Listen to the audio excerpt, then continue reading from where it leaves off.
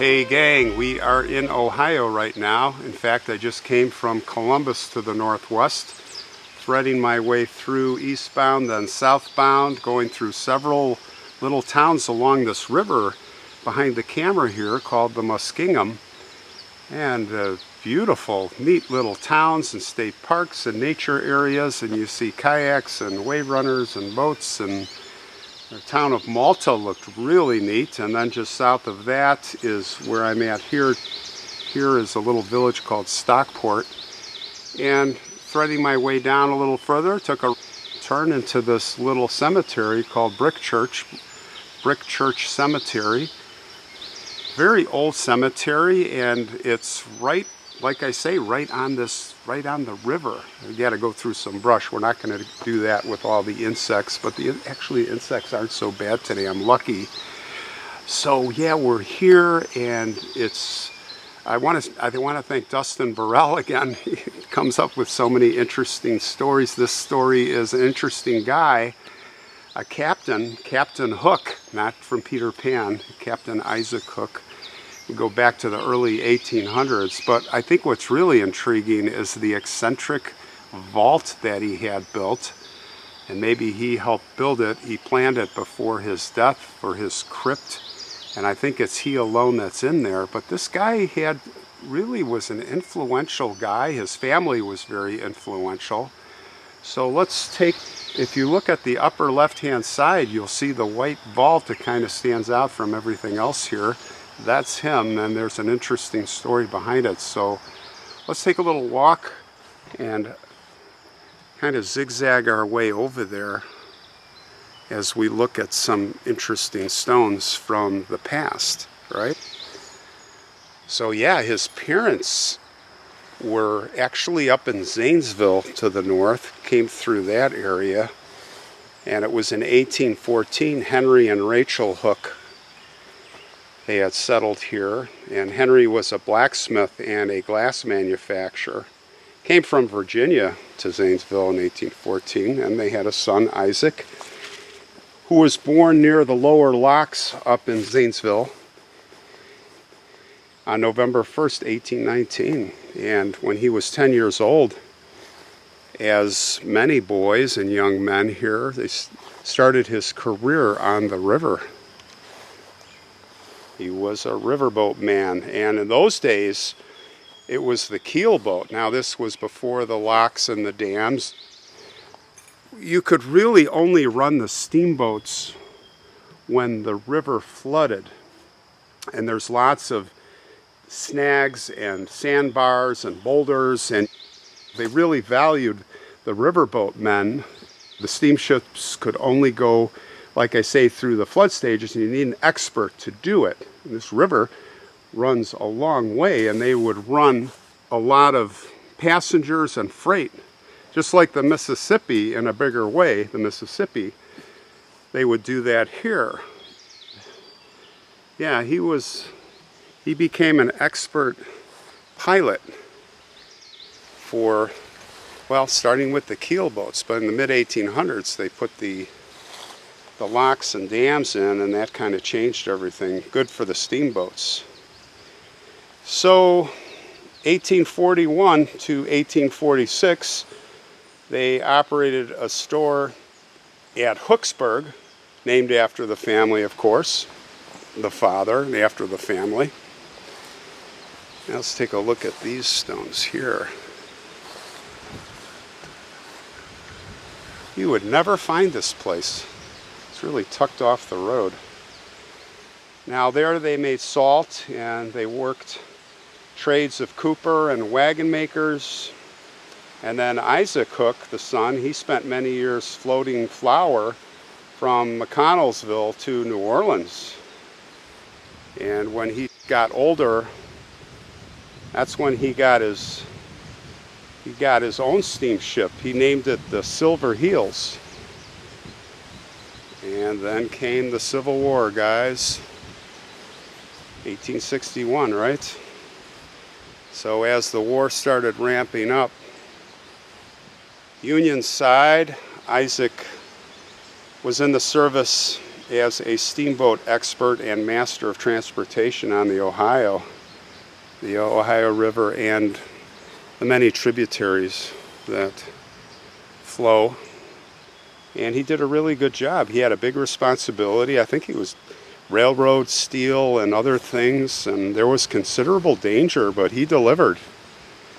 He did a good job. In fact, the government was so impressed with Isaac, our Captain Hook, that they continued to employ him well after the war. In fact, I think it was until 1873. And then he went on to do other interesting things. He had 7 sons. They were all riverboat men, all pilots, probably on this river. Let me see if I can backtrack just a little bit and show you the river, and then we'll walk over to this really unique tomb. It's kind of a funny story behind it. So yeah, if you come here, I'm in the back of the cemetery from the road, but yeah, there you can see the river. That's it. Not a lot of traffic. It's a Sunday, but still you'd think there'd be... I did see a wave runner go by just as I was walking in. But yeah, let's go over and see this thing. That really sticks out like a sore thumb. And it's got some interesting artwork on there. So Captain Hook decided he was gonna do this, and he had it built just a few months before he died. And you're gonna see an interesting inscription on there that we're gonna talk about. Now his great-granddaughter had said that the tomb was built with a rounded top so that his wife could not dance on it. See that? And as we walk up to it,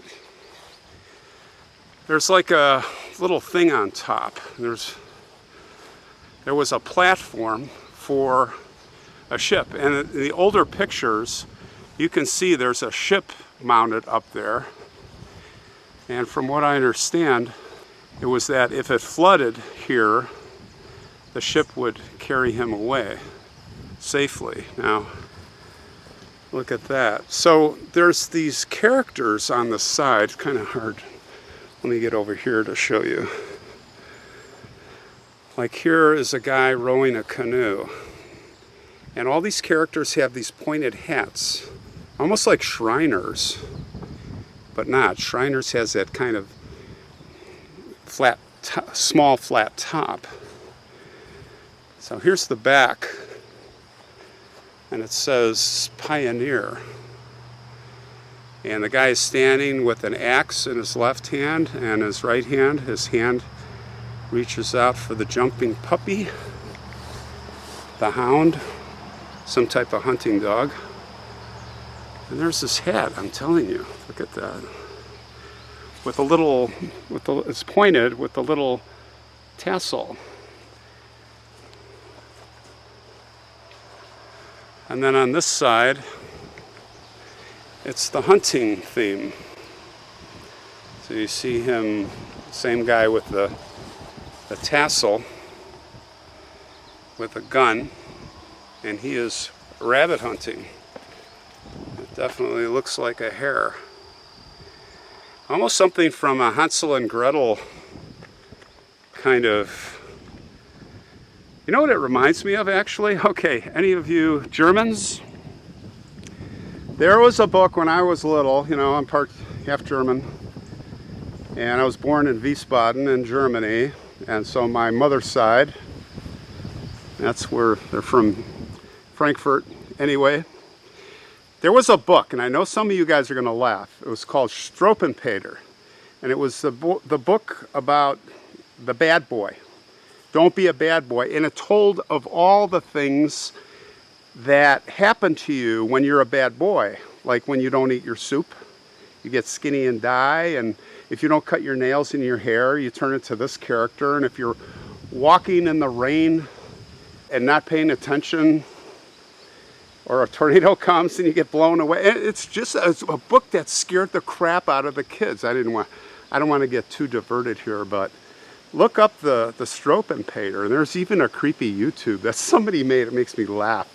Oh, the Schneider, the tailor, and he had giant scissors. He cuts your thumbs off. Oh, if you're sucking your thumbs, don't suck your thumb because the Schneider will come. And he'll take your thumb. Anyway, that's the Struwwelpeter. So let's take a closer look at this thing. So again, that's the artwork, right? That's what it reminds me of. So it says on the top, I.N. Hook. And it's got a star and a cross. And then it says flood with an arrow to the right, 1898. And then of course a big anchor. Now look at this. Here's his inscription. And we have the two anchors with chains. His name, his date, but you've got to read this.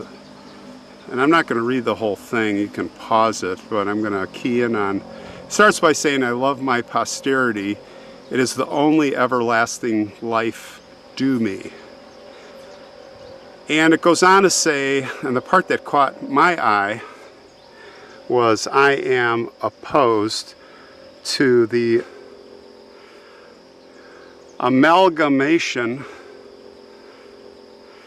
abolition Congress that passed the 15th or 15 Amendment bill to the Constitution of the United States after the majority had voted no. Now, the 15th Amendment is the right to vote any creed or color in all states all over the country. So again, right after the Civil War,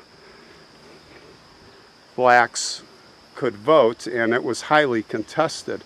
But what I find diametrically opposed is that Isaac supported the Union and worked to the Union for the Union cause, which was abolition of slavery, yet it's like free the slaves, but they can't vote. Don't let them vote. Like, I don't know, am I missing something there? 15th Amendment, right? So I just noticed here, Martha Hook, 1777, there you go. I think that's one of the older graves I've seen, guys. Again, our history in the United States is not like England, going back to the Middle Ages. You can find graves with triple-digit graves. This is old for us, because the only older graves that I would say will predate England, we do have older graves, but we don't have stones because it's the First Nation, American Indian. A lot of hooks. Lucinda, wife of, there's his wife. 1820 to 19, I almost said 1962. 1862, Martha, 1 year old. James Hook, 1843. So here's another one another daughter that died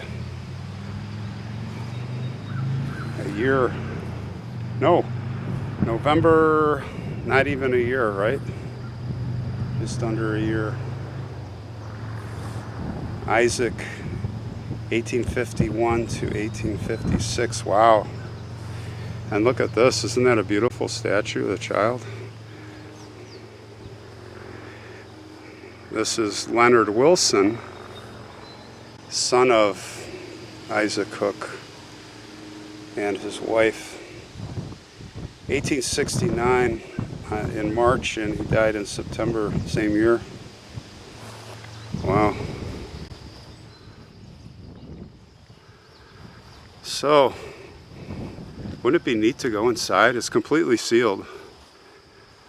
But yeah, from what I understand, in 1913, there was a flood. There was a flood, and that ship did sail away. And the big question people ask is, was Isaac in it? No one knows. That's what he designed it for. So it's anyone's guess. All right, guys, I'm heading south. See you on the next one.